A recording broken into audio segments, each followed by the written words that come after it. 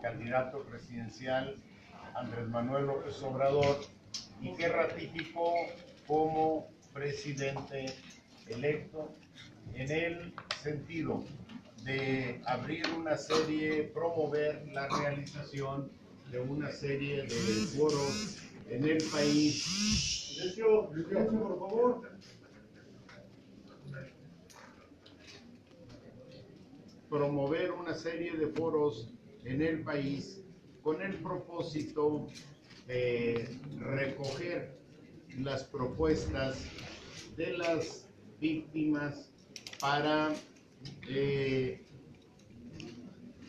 construir sobre ellas nuestras propias políticas públicas y los compromisos del futuro gobierno. Fueron testigos de la parte inaugural del foro que se está realizando aquí en Baja California, en Tijuana, y después del acto inaugural tendremos una serie de mesas de carácter privado. Quiero decirles a ustedes que la riqueza de las aportaciones en cada uno de los foros es extraordinaria y será definitiva para la definición de las políticas públicas. ¿Qué va a pasar? Tenemos los foros, en cada una de las mesas se hacen propuestas, estas propuestas se recogen, se sistematizan posteriormente y de ahí surgirán las políticas públicas que guiarán al futuro gobierno. Es evidente que hay muchas demandas de la gente. Hay víctimas que tienen 10, 15, 20 años buscando a sus seres queridos y que no encuentran una ventanilla en el sector público que las comprenda, que las escuche. La situación de las víctimas es dramática. Hay 36,000 desaparecidas en el país. Algunas de ellas calificadas como desapariciones forzadas. El gobierno de la República, el próximo gobierno de la República, atenderá el reclamo de las víctimas y será un gobierno solidario y comprometido con la respuesta, con una respuesta a sus derechos. Jóvenes, si hubiera alguna pregunta, sí, yo por acá. Con mucho gusto. Senador. Sí, senador, conocer si se va a crear estrategias sectorizadas una vez que empiece con el gobierno derivado de estos foros, o va a ser una estrategia general para todo el país, y en qué plazo los mexicanos que han estado participando aquí, los que no también, desde luego, podrían esperar los resultados de lo derivado de aquí. Mira, cada región tiene su propia problemática y no solo las regiones, creo que las problemáticas de las víctimas son de naturaleza distinta. Consecuentemente, tendremos que sectorizar efectivamente las estrategias y la atención de sus demandas. Siempre nos preguntan en qué plazo, y es natural, pero les decía que hay víctimas que tienen 10, 15, 20 años buscando a sus seres queridos y no encuentran una respuesta del gobierno. Si es un problema que no se generó de la noche a la mañana, sería irresponsable decir que se va a resolver de la noche a la mañana. Lo que sí será inmediata es la calidad de la atención del gobierno a las víctimas y el compromiso de ese gobierno por empezar a trabajar en la respuesta de sus demandas. Nombre medio y Gracias. Me gustaría que nos comentara sobre todo cómo va a estar este tema tema de combate al narcotráfico, que ha sido una de las preocupaciones en el Estado, que está ligado pues, a muchos otros delitos como el tema de las desapariciones. ¿Cuál sería la línea que se va a seguir? Y lo que también se comentaba aquí, el retiro de los militares. Bueno, en el caso del narcotráfico, nosotros hemos planteado, bueno, primeramente es evidente el fracaso de la estrategia que actualmente se ha seguido de combate al narcotráfico. El actual gobierno se comprometió o tuvo como estrategia la detención de lo que llamaron 122 objetivos prioritarios. Y ya han detenido a 120 según la información oficial, pero contradictoriamente la inseguridad y la violencia ha sido creciendo. Consecuentemente, debemos llegar a la conclusión de que la estrategia ha sido equivocada. ¿Qué proponemos? Proponemos combatir al crimen organizado que incluye al narcotráfico como un ente económico, combatirlo en sus fortalezas económicas, que son las que le dan capacidad para operar y para corromper. Hay muchos capos detenidos en el país, pero no pueden decirme ustedes uno solo de ellos al que se le hayan retirado o se le hayan confiscado sus bienes. Por eso, cuando se detiene a un capo, si no se detiene a toda la organización con un trabajo previo de inteligencia, lo único que sucede es que se fragmentan las organizaciones criminales. Vamos a atenderlas, vamos a combatirlas como entes económicos a partir de un trabajo de inteligencia basado fundamentalmente en la unidad de inteligencia financiera ubicada en la Secretaría de Hacienda. Vamos a consolidar la capacidad de investigación de esta unidad de inteligencia financiera y vamos a promover modificaciones a la ley de extinción de dominio para facilitar su aplicación, de tal manera que las denuncias contra el narcotráfico por lavado de dinero procedan legalmente de una manera más accesible.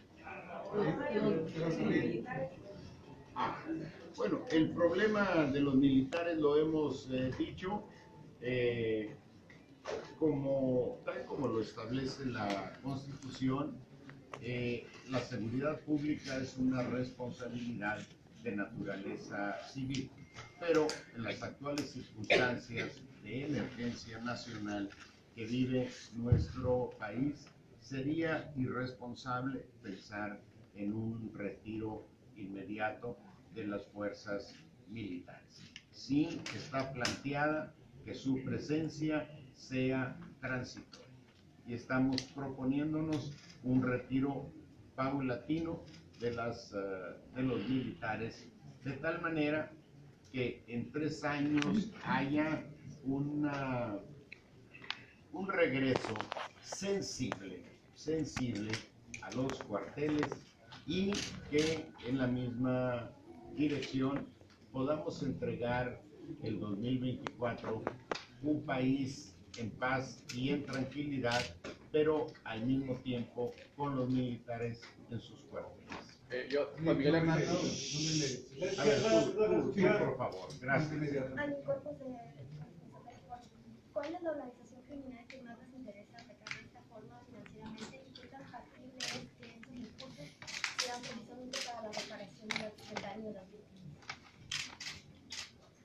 Vamos a atacar a todas las organizaciones criminales por igual, porque si hubiese la intención de atacar a una con preeminencia sobre otra, estaríamos siendo parciales. Vamos a atacar a todas las organizaciones con igual prioridad, con igual relevancia. Y sí, efectivamente, una de las propuestas reiteradas en todos los foros y ya recogida precisamente en el acto inaugural de este foro es que todos aquellos recursos confiscados a las víctimas, al narcotráfico, al crimen organizado, sea precisamente para reparar los daños a la víctima. Senador, preguntaría Nombre medio. Sí. Nombre medio. Sonia de Anda, de Uniradio. Señor, ciertamente está usted mencionando este regreso paulatino de los militares, pero aquí en Baja California este gobierno se ha enfocado en exigirle a la Federación constantemente que manden más presencia de cuerpos federales. Prácticamente ha sido el pretexto perfecto para decirles a la Federación que los índices de criminalidad se han incrementado porque no han tenido el respaldo que ellos esperaban de la Federación. Se entiende entonces que no van a haber más cuerpos federales aquí presentes, esa presencia que tanto exige el Estado baja californiano de parte de la Federación y sus estrategias, bueno, ¿cómo estarían entonces enfocadas? Si ese es el reclamo de nuestro gobierno. A ver, yo creo que, mira, el próximo gobierno va a hacer el máximo esfuerzo por atender las demandas de apoyo de las autoridades locales. Pero también les digo al mismo tiempo que hay un replanteamiento total de la estrategia para combatir la inseguridad en el país. El uso exclusivo o la estrategia basada en el uso exclusivo de la fuerza policial y militar para combatir la criminalidad en el país ha probado su fracaso. Desde el 2006, a partir del 2006, empezó a incrementarse el uso de la fuerza pública para garantizar la seguridad a los mexicanos. Y mientras más fuerza pública se aplicó, hubo un crecimiento lamentablemente exponencial de la inseguridad en todo el país. ¿Qué proponemos? Proponemos cambiar la estrategia por una visión amplia que atienda las causas profundas que generan la inseguridad. López Obrador ha dicho que la seguridad es producto de la paz y la tranquilidad son producto de la justicia. Y si no hay justicia, si no hay oportunidades particularmente de carácter laboral y específicamente para los jóvenes, no tendremos seguridad en el país, así pongamos un policía en cada esquina. Tenemos que garantizar oportunidades de desarrollo, particularmente para los jóvenes que hoy, en su condición de ninis, 2.600.000 ninis, forman lamentablemente la reserva, el ejército de reserva del crimen organizado. Y una parte de ellos caen en la tentación de la criminalidad solo en virtud de las opciones económicas que les ofrece el crimen organizado. Vamos a rescatarlo, a rescatar a estos jóvenes a partir de un programa de masificación de la educación superior que garantice que no haya un solo joven en el país que se quede sin un espacio en los centros de educación superior. Con ello vamos a jalar a 300.000 jóvenes que quieren estudiar pero que son rechazados. Y quedan 2.300.000 jóvenes que no quieren estudiar pero que no encuentran opciones de sobrevivencia económica. A estos 2.300.000 jóvenes los vamos a incorporar en un programa de capacitación que se va a presentar muy próximamente por el presidente electo y que ha sido diseñado en coordinación con el sector empresarial del país. Cada uno de estos jóvenes será incorporado en este programa de capacitación, en un programa de 4 horas, en capacitaciones diversas, y por ello recibirá un apoyo económico relevante. Mireya Cuellar, corresponsal de la jornada. Retomando esta preocupación de algunos sectores sobre la manera como las políticas públicas llegan a los estados, por ejemplo, ya hay una ley de víctimas y sin embargo en Baja California no ha habido la legislación correspondiente. Hay una serie de instituciones federales que atienden estos temas de derechos humanos, de víctimas, que sin embargo no se ven reflejados, ¿no? Entiendo que el Poder Ejecutivo y el Legislativo tienen funciones distintas, pero ¿qué van a hacer para tratar de tener una situación más homogénea respecto a estos temas? Porque un Congreso puede decidir que no va a legislar en estos temas que son fundamentales para nosotros. Bueno, en el acto inaugural de estos foros, más que acto inaugural, en la plenaria de estos foros, recogimos ya planteamientos de esa naturaleza. Yo tengo 2 respuestas. La primera de ellas es convocar a los representantes populares de Morena en el Congreso del Estado a que den forma jurídica al compromiso establecido en la Ley General de Víctimas de crear las instituciones estatales a las correspondientes para atender las demandas de las víctimas a nivel local. Y la otra, vamos a hacer un trabajo de coordinación muy importante, excepcional, a nivel nacional, que involucrará a todas las autoridades, por supuesto, a las federales, a las estatales y a las municipales. El presidente electo ha reiterado que él va a encabezar personalmente los trabajos de coordinación o la coordinación para garantizar, valga la redundancia, una coordinación plena de todas las autoridades federales que deberán sumar su esfuerzo para mejorar la respuesta del gobierno ante la inseguridad.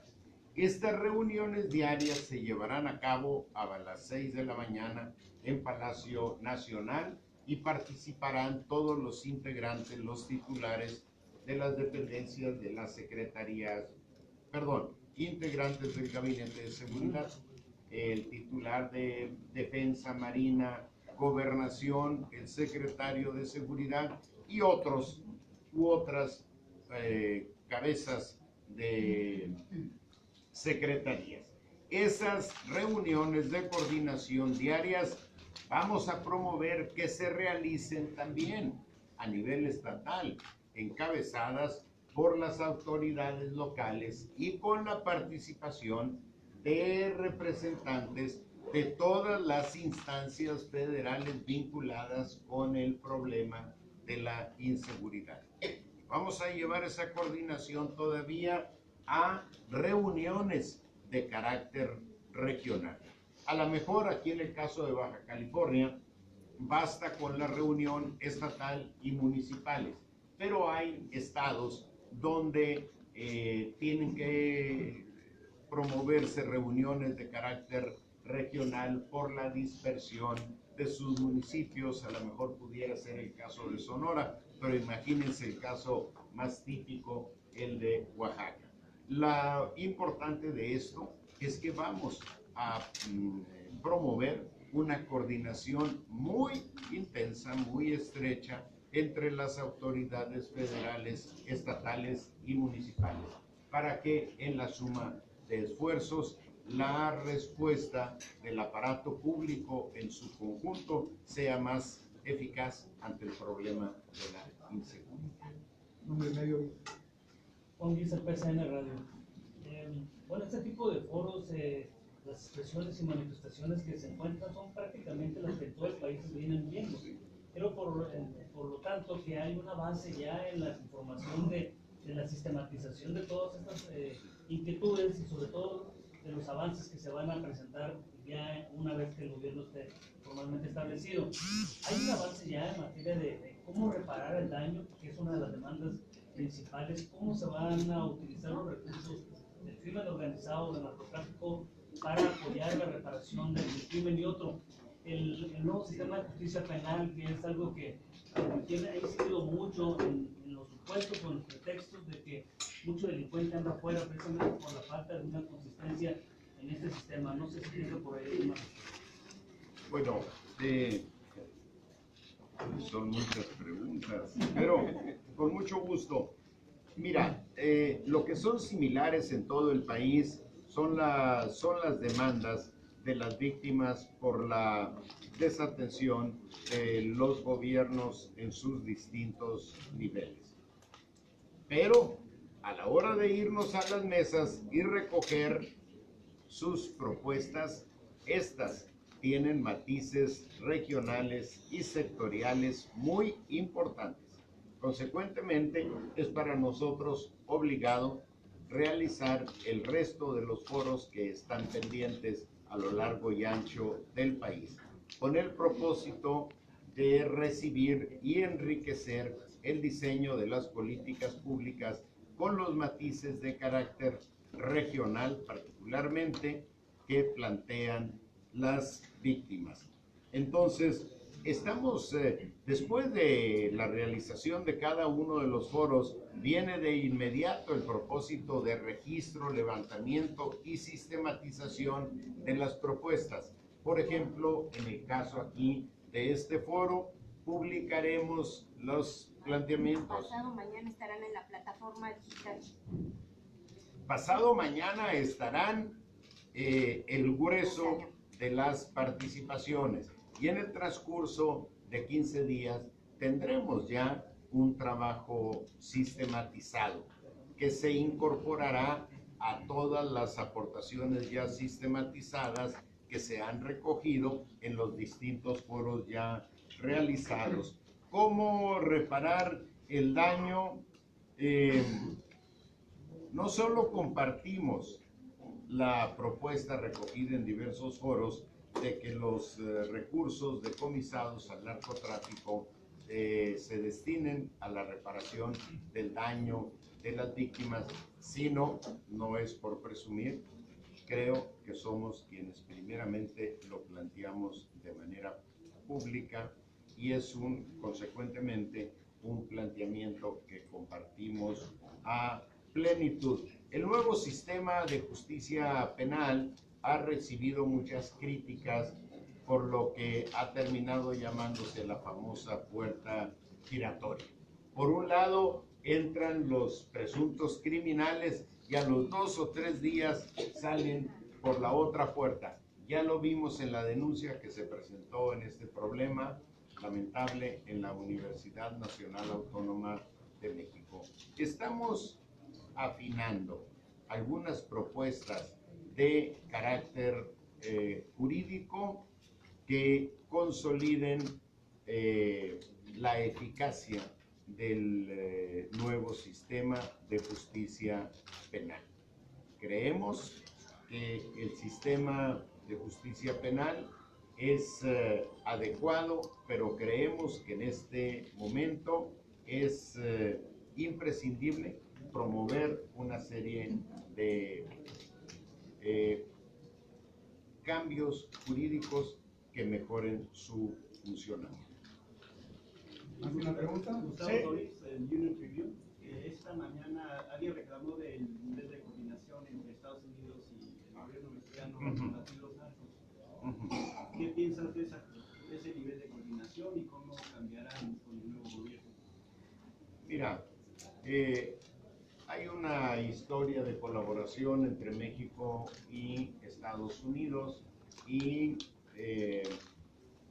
la continuaremos, porque la característica fundamental del crimen organizado que participa en nuestro país es que tiene precisamente un carácter transnacional.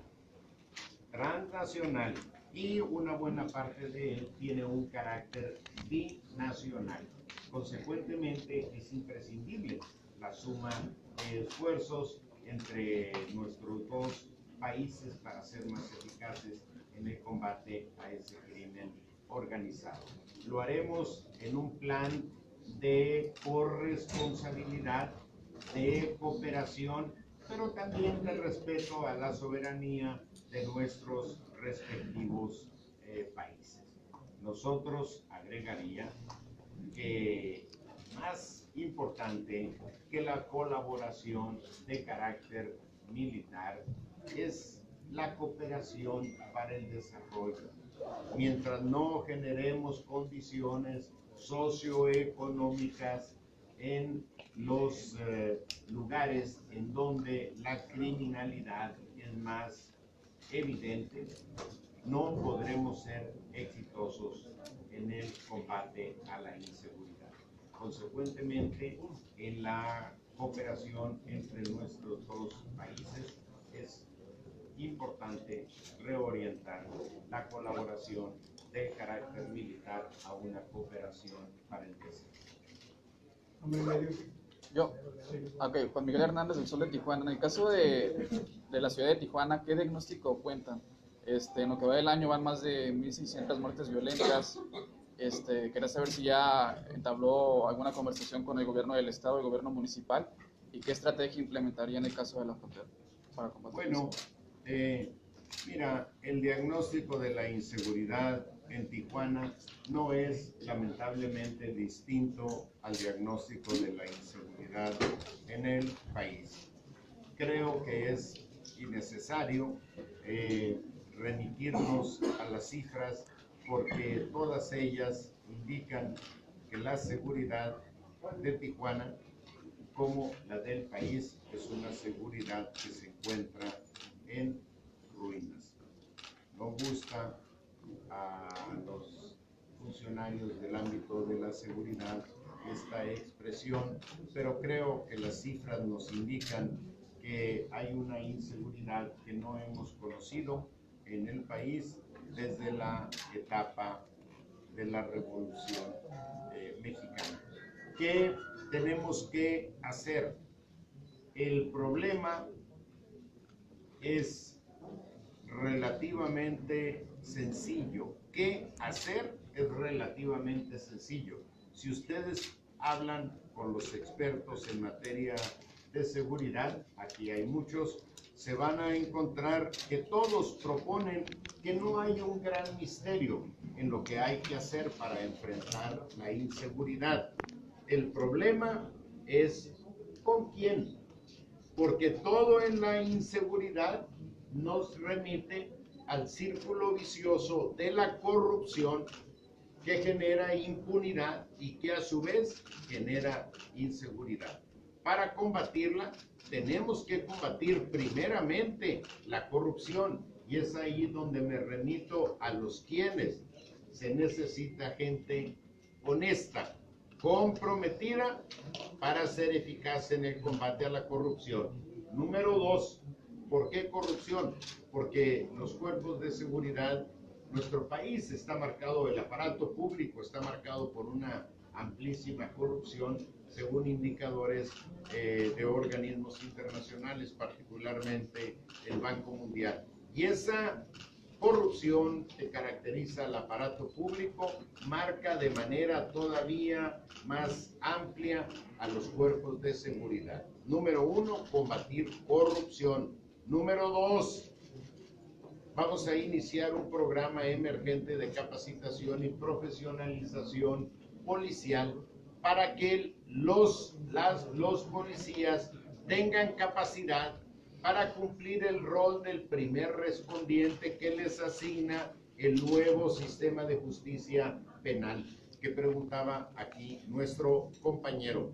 Muchos de los presuntos delincuentes que son presentados ante el juez salen libres no porque sean inocentes, sino porque durante el proceso no se les pudo cumplir, probar su culpabilidad, y ello deriva fundamentalmente de que el primer respondiente no está capacitado para recoger y presentar las pruebas.